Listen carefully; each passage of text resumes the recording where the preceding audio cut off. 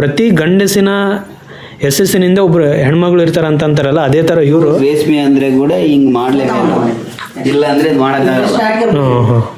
Polyester ಅಂದ್ರೆ ready ಸಿಗ್ತವೆ, ಅವು ಫ್ಯಾಕ್ಟ್ರಿನಾಗ ರೆಡಿ ಆಗಿ ಡೋಲಿಯಾಗಿ ಬರ್ತದೆ. ಅದು ಪಾಲಿಸ್ಟರ್ ಅದು ಅವ್ರಿಗೆ ಮಿನಿಮಮ್ ಅಂದ್ರೆ 15,000ಕ್ಕೆ 60 ಸೀರೆ ಡೋಲಿ ಬರ್ತದೆ ಅವ್ರದ್ದು. ನಮ್ದು ಏನಿದ್ರು ಕೂಡ 10-12 ಸೀರೆ ಅಷ್ಟೇ, ಜಾಸ್ತಿ ಕಲರ್ ಮಾಡಕ್ಕೂ ಆಗಲ್ಲ. ಪ್ಲಸ್ ಅದು ವೆಯ್ಟ್ ಮಾಡ್ಕೊಂಡು ಡೈಯಿಂಗ್ ಮಾಡ್ಬೇಕಂದ್ರೆ ಅದು ಆಗಲ್ಲ, ಅದೊಂದು ಪ್ರಾಬ್ಲಮ್. ಈಗ ನೀವು ಯಾರ್ಯಾರೆಲ್ಲ ಇದ್ರಲ್ಲ, ಎಕ್ಸಾಂಪಲ್ ಇದು ವಾರ್ಪು, ಇದು ಎಷ್ಟು ಕೆಜಿ ಇರುತ್ತೆ? ಒಂದು ವಾರ್ಪು 2-3 ಕೆಜಿ ಬರುತ್ತೆ, ಹೌದಾ? 2 ಕೆಜಿ ವಾರ್ಪು 3 ಕೆಜಿ ವಾರ್ಪು, 10 ಸೀರೆಗೆ 3 ಕೆಜಿ ಬರುತ್ತೆ. ಇದು ವಾರ್ಪ್ ಅಂತಾರೆ. 10 ಸೀರೆ ಇರ್ತಾವೆ ಇದರಲ್ಲಿ. ಇದನ್ನ ಡೈಯಿಂಗ್ ಮಾಡ್ಬೇಕಂದ್ರೆ ನೀರಲ್ಲಿ ಅದ್ಬೇಕಂದ್ರೆ ಇದು 1:3 ಅಂದ್ರೆ ನೀರು ಇದರಲ್ಲಿ ಮಿಶ್ರಣ ಆಗ್ಬೇಕು. ಈ ವೆಯ್ಟ್ ನ ಎತ್ಕೊಂಡು ತಿರುಗಬೇಕು, ಮ್ಯಾನ್ಯುಯಲ್ ಆಗೇ ಮಾಡ್ಬೇಕು, ಮಿಷಿನ್ ಅಲ್ಲಿ ಮಾಡಕ್ ಬರಲ್ಲ ಇದನ್ನ. ಈ ತರ ಡೈಯಿಂಗ್ ಮಾಡಿದ್ರೆ ನಿಮ್ಗೆ ಐಡಿಯಾ ಇದೆ ಸರ್? ಗೊತ್ತಿಲ್ಲ ಅನ್ಸುತ್ತೆ ನಿಮ್ಗೆ. ನೀವು ಬೇರೆ ಕಡೆ ಎಲ್ಲ ವಿಡಿಯೋ ಮಾಡಿದ್ರ? ಹೋಗೋಣ, ಹೋದ ಅಲ್ಲಿ ತೋರ್ಸಿನಿ. ಇದನ್ನ ಈ ತರ ಈ ನೀರಲ್ಲಿ ಅದ್ಬಿಟ್ಟು ಅದು ಡೈಯಿಂಗ್ ಮಾಡಿ ಇದ್ರ 1:3 ಬರುತ್ತೆ ನೀರು ಇದರಲ್ಲಿ ಎತ್ಕೊಳ್ಳುತ್ತೆ. ಅವಾಗ ಅದನ್ನ ಆ ಮನುಷ್ಯನಿಗೆ ಅಷ್ಟು ಶಕ್ತಿ ಬೇಕು, ಅದನ್ನ ರೋಲ್ ಮಾಡ್ಕೊಂಡು ಅದನ್ನ ತಿರ್ಸ್ಬೇಕಂತ ಹೇಳಿದ್ರೆ. ಹಂಗಾಗಿ ಮಿನಿಮಮ್ 10 ಸೀರೆ ವಾಪು. ಒಬ್ಬ ಮನುಷ್ಯನದು ಕೆಪಾಸಿಟಿ 10 ಸೀರೆ ವಾಪು. ಎಷ್ಟು ಸೀರೆ ಆದ್ರೂ ಹಾಕ್ತಾರೆ ಇವರು, ಎಷ್ಟು ಸೀರೆ ಆದ್ರೂ ಡಿಸೈನ್ ಮಾಡ್ತಾರೆ, ಅದಲ್ಲ. ಇದನ್ನ ತಡ್ಕೋಬೇಕಲ್ಲ. ನಮ್ಮ ಮಗ್ಗ ಆಗ್ಲಿ, ಇದು ಮನುಷ್ಯ ರೆಡಿ ಮಾಡೋದಾಗ್ಲಿ ತಡ್ಕೋಬೇಕಲ್ವಾ? ಕೆಜಿ 7,000 ರೂಪಾಯಿ ಸರ್. ಈಗ ಪ್ರೆಸೆಂಟ್ ಇರೋದು 1 ಕೆಜಿ 7,000 ಆಯ್ತು. ಈಗ 3 ಕೆಜಿಗೆ ಅಂದ್ರೆ 21,000 ಪ್ಲಸ್ ರಾ ಮೆಟೀರಿಯಲ್ ಮಾಡ್ಬೇಕಂದ್ರೆ ಅದು 5 ಕೆಜಿ.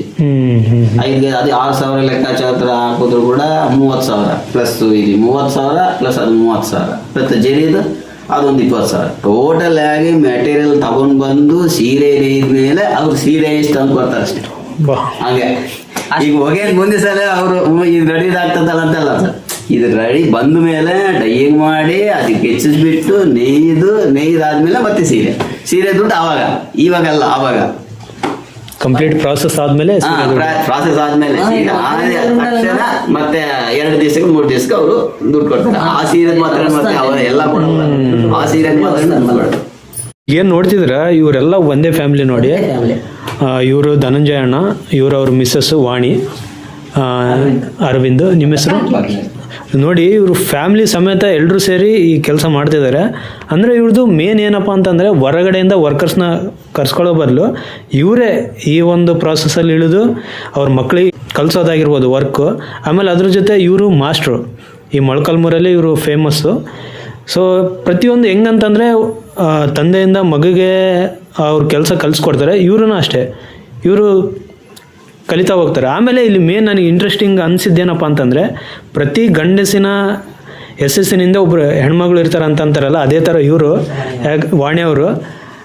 ಇವ್ರ ಬಗ್ಗೆ ನನಗೆ ಭಾಳ ಖುಷಿ ಆಯಿತು. ಯಾಕಂತಂದರೆ ಒಬ್ಬ ಗಂಡಸು ಮುಂದೆ ಏನಾದರೂ ಅಚೀವ್ ಮಾಡ್ಬೇಕಂತಂದರೆ ಅವ್ರ ಹಿಂದೆ ಸಪೋರ್ಟ್ ಇರಲೇಬೇಕು. ಅದೇ ಥರ ಇವರು ಭಾಳಷ್ಟು ಸಪೋರ್ಟ್ ಮಾಡಿದ್ದಾರೆ. ಹಂಗಾಗಿ ಇವರು ಅಣ್ಣವ್ರು ಹೇಳಿದ್ರು, ಈಗ ಮೊಳಕಾಲ್ಮೂರಲ್ಲೇ ಇವರು ಕಿಂಗ್ ಅಂತಲೇ ಹೇಳಿದರು.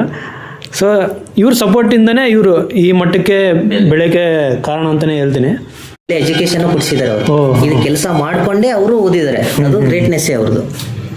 ಡಿಪ್ಲೊಮಾ ಆಗೈತೆ. ನಿಮ್ದು ಡಿಪ್ಲೊಮಾ ಆಗಿದೆ? ನಿಮ್ದು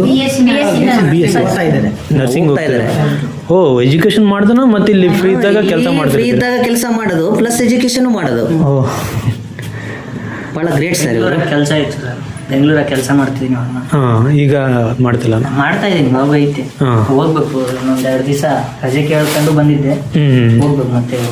ಅಣ್ಣ, ಈಗ ನೀವು ಭಾಳಷ್ಟು ವರ್ಷಗಳಿಂದ ಮಾಡ್ತಿದ್ರೆ, ಆಲ್ಮೋಸ್ಟ್ 25 ವರ್ಷ ಮೇಲೆ ಅಂತ ಅಂದರೆ, ಈಗ ನೆಕ್ಸ್ಟ್ ಪೀಳಿಗೆಗೆ ನೇಕಾರರು ಬೇಕಾ ಬೇಡವಾ ನಿಮ್ಮ ಒಂದು ಅನಿಸಿಕೆ ಪ್ರಕಾರ? ಈಗ ಕಲಿಯೋರು ಇದಾರು ಇಲ್ಲ ಗೊತ್ತಿಲ್ಲ ಸರ್. ಈಗ ಕಲಿಯೋರು ಬೇಕಂದ್ರೆ ಕಲಿಯೋರು ಬಂದ್ರೆ ನಾವು ಮಾಡ್ಕೊಡ್ತೀವಿ. ಅವ್ರನ್ನ ಎಕ್ಸ್ಪೀರಿಯನ್ಸ್ ಮಾಡಿ ಈ ತರ ರೆಡಿ ಮಾಡ್ಕೊಳ್ರಿ, ರೆಡಿ ಮಾಡಿ ಕೊಡ್ತೀವಿ ನಾವು, ತೊಂದರೆ ಏನಿಲ್ಲ. ಈಗ ನೀವು ಆಮೇಲೆ ಕೆಲ್ಸಕ್ಕೇನು ಇಟ್ಕೊಳ್ಳಲ್ಲ ಹೊರಗಡೆಯಿಂದ? ಇಲ್ಲ ಸರ್, ಎಲ್ಲ ನೀವು ಮನೆಯವರೇ? ಅವ್ರ ಕೆಲಸ ಏನಿರ್ತಾವ ಗೊತ್ತಿಲ್ಲ ಸರ್. ಈಗ ಅವ್ರಾಗ ಅವ್ರು ಬಂದ್ರೆ ನಾವು ಸೇರ್ಸ್ಕೊಂತೀವಿ, ಅವ್ರು ಬರ್ಲಿಲ್ಲ ಅಂದ್ರೆ ಮತ್ತೆ ಒತ್ತಾಯ ಮಾಡಿ ಅದು ಕರ್ಕೊಂಡು ಹೋಗೋಣ. ಅಲ್ಲ ಕೆಲಸ ಜಾಸ್ತಿ ಆದಾಗ ಆ ಥರ ನೀವೇನಾದರೂ ವರ್ಕರ್ಸ್ನ ಕರ್ಸ್ಕೊಂತೀರಾ ಇಲ್ಲ ನೀವೇ ಮಾಡ್ತೀರಾ? ನಾವೇ ಮಾಡ್ತೀವಿ. ಎಲ್ಲ ನೀವೇ ಮಾಡ್ತೀರಾ? ಹೊರಗಡೆಯಿಂದ ಏನು? ನಾವು ಬರ್ತೀನಿ ಅಂದ್ರೆ ಬೇಡ ಅಂತ ಸರ್ ನಾನು ಮಾಡಕ್ಕಾಗ್ತದೆ. ದಿನಕ್ಕೆ ಎಷ್ಟು ತಾಸು ವರ್ಕ್ ಮಾಡ್ತೀರಣ್ಣ ನೀವು? ದಿನಕ್ಕೆ ಸರ್ ಇಂಥವು 4 ಆಗ್ತೈತೆ ಸರ್.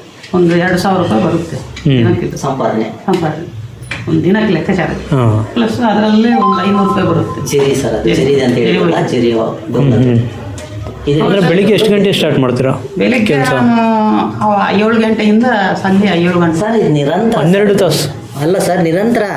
ಇದು ಸ್ವಲ್ಪ ಯಾರಾದರೂ ವ್ಯೂವರ್ ಸ್ವಲ್ಪ ಇದು ಅರ್ಜೆಂಟ್ ಇದೆ ಸೀರೆ ಅಂತ ಹೇಳಿದ್ರೆ ಇವರಿಗೆ ಟೀ ಕಾಫಿ ಊಟ ಟೈಮ್ ಏನಿರಲಿಲ್ಲ, ನಿರಂತರವಾಗಿ ಮಾಡಲೇಬೇಕು. ಅವ್ರಿಗೆ ಸಪೋರ್ಟ್ ಮಾಡೇ ಮಾಡ್ತಾರೆ ಸರ್ ಇವರು. 12 ಅಂದ್ರೆ ಇನ್ನು 12 ತಾಸು ಅಂದ್ರೆ ಇನ್ನೂ ಕಮ್ಮಿ ಆಗುತ್ತೆ ಸರ್. ಒಂದೊಂದು ಟೈಮಲ್ಲಿ 18 ಒಂದೊಂದು ನೈಟ್ ಎಲ್ಲ ಕೂಡಿದಾರೆ. ನೈಟ್ ಎಲ್ಲ ಮಾಡ್ತಾರೆ ಸರ್. ಈಗ ಒಂದೆರಡು ಈಗ ನಾನು ಬಂದೆ, ಧನಂಜಯಣ್ಣ ನನಗೆ ಸ್ವಲ್ಪ ಬೇಗ ಕಿಚ್ಚಿಸ್ಬೇಕು, ನಾನು ಓನರ್ ಹೇಳಿದ್ದಾರೆ ಬೇಗ ಸೀರೆ ನೈಬೇಕು ಈ ವಾರದಲ್ಲಿ ಸೀರೆ ನಾನು ಜಲ್ದಿ ಪ್ರೊಡಕ್ಷನ್ ಮಾಡಿಕೊಡ್ಬೇಕು ಅಂತ ಹೇಳಿದಾಗ ಇವ್ರು ಮೇನ್ ಇವರು ಅದನ್ನ ರೆಡಿ ಮಾಡಿಕೊಡ್ಬೇಕು. 14 ಗಂಟೆ 12 ಗಂಟೆ ಅಲ್ಲ ಸರ್, ಇದು ನಿರಂತರವಾಗಿ ಇರ್ತದೆ ಕೆಲಸ. ಇದಕ್ಕೆ ಟೈಮಿಂಗ್ ಅನ್ನೋದು ಇರೋದಲ್ಲ ಸರ್. ಟೈಮಿಂಗ್ ಅಂತ ಏನು ಇರಲ್ಲ. ನಾನು ಹೇಳ್ತೀನಿ ಸರ್, ನಾನು ಆಸ್ ಎ ವ್ಯೂವರ್ಸ್ ಆಗಿ ನಾನು ಟೈಮಿಂಗ್ ಇಂದ ಯಾವತ್ತೂ ಕೆಲಸ ಮಾಡಿಲ್ಲ ನನ್ನ ಮಗದಲ್ಲಿ. ನಂದಿಷ್ಟು ಟೈಮು ಬೆಳಿಗ್ಗೆ ಹೋಗ್ಬೇಕು ಸಂಜೆ ಹೋಗ್ಬೇಕು ಅನ್ನೋದಿಲ್ಲ ಸರ್. ನೀವು ಟೈಮ್ನ ನೋಡಲ್ಲ, ಕೆಲಸದ ಕಡೆ ಗಮನ ಕೊಡ್ತೀರಿ. ನಮ್ದೆಲ್ಲ ಟೈಮಿಂಗ್ ಅಲ್ಲ ಸರ್ ಕೆಲಸ. ಇದು ನಾಳೆ ದುಡ್ಡು ಬರ್ತದೆ ಸರ್. ಇವತ್ತು ಕೆಲಸ ಮುಗಿಸ್ಬೇಕು ಅನ್ನೋದು. ಇವತ್ತು ಕೆಲಸ ಮಾಡಿದ್ರೆ ನಾಳೆ ದುಡ್ಡು ಬರ್ಬೋದು ಬಿಡು. ಇವತ್ತಲ್ಲ ನಾಳೆ ಆಗ್ಲಿ ನಾಡ್ದಾಗ್ಲಿ ಸರ್. ಇವ್ರದ್ದು ಇನ್ನೊಂದು ದೊಡ್ಡ ಗುಣ ಅಂದ್ರೆ ಈಗ ಎಲ್ಲಾದ್ರೂ ಒಂದು ಮಗ್ಗ ಈ ತರ ರೆಡಿ ಮಾಡಂತ ಹೇಳ್ತಾರೆ, ರೆಡಿ ಮಾಡಿ ಬಂತಾರೆ ಸರ್. ಇದುವರೆಗೂ ಅವರು ದುಡ್ಡು ಕೇಳಿಲ್ಲ. ಈಗ ನಿಮ್ದೇ ಮಗ್ಗ ರೆಡಿ ಮಾಡೋದಕ್ಕೆ ಬರ್ತೀರಾ, ಧನಂಜಯಣ್ಣ ಈ ಮಗ್ಗ ರೆಡಿ ಮಾಡು ಅಂತ ಹೇಳ್ತೀರಿ, ಈ ಡಿಸೈನ್ ರೆಡಿ ಮಾಡು ಅಂತ ಹೇಳಿದ್ರೆ ಬಂದು ರೆಡಿ ಮಾಡ್ತಾರೆ. ನನಗೆ ದುಡ್ಡು ಕೊಡಪ್ಪ ಅಂತೇಳಿ ಇವತ್ತುವಾಗ ನಾನು ಯಾರ ಹತ್ರನೂ ಕೇಳ್ಬಿಟ್ಟಿಲ್ಲ. ನಂದು ಅನುಭವ ಅದು. ನನ್ನ ಮಗದು ರೆಡಿ ಮಾಡಿದ್ದಾರೆ, ನೀನ್ ಮಗ್ಗ ಆದ್ಮೇಲೆ ನಾನೇ ತಗೊಂಡೋಗಿ ಅಣ್ಣ ಮಗ್ಗದ ತಗೋ ಅಂತೇಳಿ ಕೊಡ್ಬೇಕು ವಿನಃ ನೀನ್ ಬಾರಪ್ಪ ನಾನು ಕೊಟ್ಟಿದ್ದೀನಿ ಅಂತೇಳಿ ಒತ್ತಾಯ ಮಾಡಿಲ್ಲ ಇದುವರೆಗೂ.